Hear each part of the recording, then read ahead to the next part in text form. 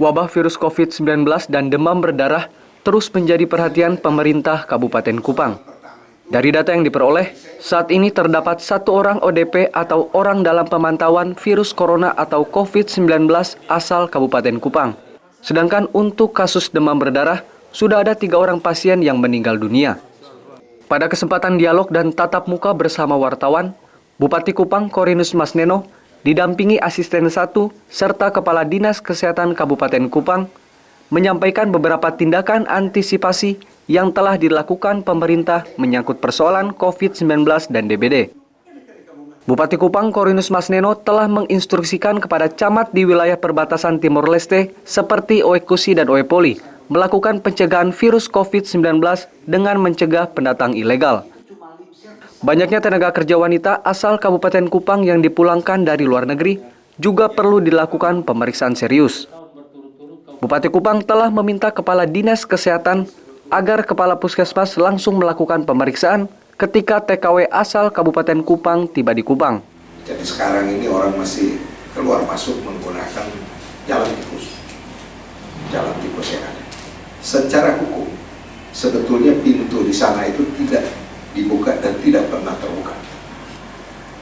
Sehingga sampai dengan saat ini juga kami sudah instruksikan kepada camatnya untuk mengambil langkah-langkah untuk mengantisipasi masuknya pendatang ilegal melalui batas antara Oekusi dan Timor Leste. Dan itu sudah kita laksanakan. Saya sudah ngomong, ini corona ini para kepala puskesmas itu butuh alat pelindung, karena saya sudah suruh. Begitu dengar TKW baru datang, kepala puskesmas jemput, periksa. Kalau orang baru, karena sekarang ini kan dari luar negeri, itu semua disuruh pulang bagi yang sudah selesai kontrak. Dan itu di Kabupaten Kupang banyak. Nah, suruh pergi. Ketika pergi itu mereka butuh alat pelindung. Kalau alat pelindung itu, ya bagaimana caranya kepala dinas itu berpikir cepat, mengambil langkah cepat, namanya juga ini dalam keadaan tanggap darurat. Daripada ini mau jalan, kepala puskesmasnya ribut. Ini alat tes, tidak ada Bapak, kami jalan dengan ini, masker. Tidak ada Bapak, ini tidak ada Bapak. Saya sampai heran-heran di masker. Oh, pilih masker itu berapa rupiah sih? Saya kepala puskesmas kok mengeluh tidak ada masker. Itu kan namanya kepala puskesmasnya juga sinting gitu.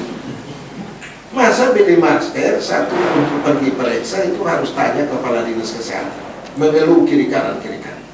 Masa beli alat yang tes ini yang hanya 1 juta, kok mengeluh kiri kanan. Saya tahu di puskesmas itu uangnya banyak, tapi kok itu mengeluh lalu kita sambung mengeluh lagi.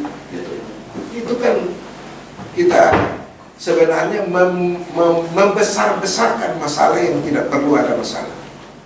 Menanggapi kasus demam berdarah di Kabupaten Kupang, pemerintah Kabupaten Kupang terus melakukan himbauan kepada masyarakat agar lebih cepat melakukan pemeriksaan di puskesmas jika dirasa ada gejala DBD. Melihat persoalan yang terjadi, seringkali masyarakat menganggap sepele jika merasa demam. Seharusnya jika gejala itu muncul, segera dibawa ke puskesmas terdekat agar dapat langsung ditangani.